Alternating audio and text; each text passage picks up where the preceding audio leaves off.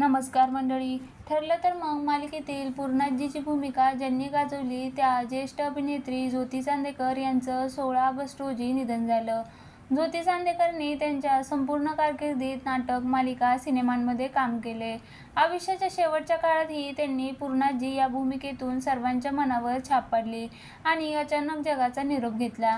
त्यांच्या निधनाने संपूर्ण सिनेसृष्टी हळहळली आहे.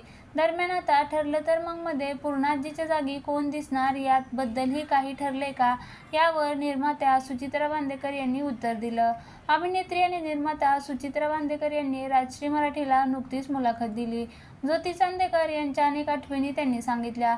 तसेच आता मालिकेत पुढे त्यांच्या भूमिकेत कोण येणार यावरही भाष्य केलं. त्या म्हणाल्या, आम्ही अजूनही काहीच विचार केलेला नाही. आम्हाला आणि प्रेक्षकांना सावरायला वेळ हवा आहे.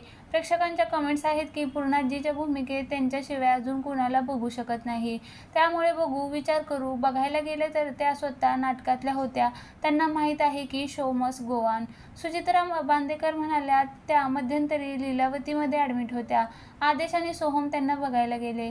तेव्हा त्या आदेशला म्हणाल्या, सुचित्राला सांग मला रिप्लेस करू नको. मी बरी होऊन येणार आहे. आदेश म्हणाला, कोणी सांगितले तुम्हाला रिप्लेस करणार ते? त्या म्हणाल्या, या नर्स मला बातम्या दाखवतात. कसं म्हणजे किती ते प्रेम शब्दात मांडता येऊ शकत नाही.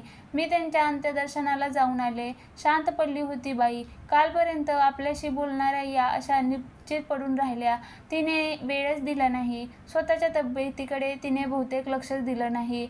इतक्या वर्षांनी माझ्या मुलीला बाळ होणार आहे, मला तेव्हा सुट्टी लागणारच असंही मला म्हणाल्या होत्या. सगळं व्यवस्थित झालं. बाळाचे लाड केले. आता अचानकच निघून गेल्या त्या कायमच्या.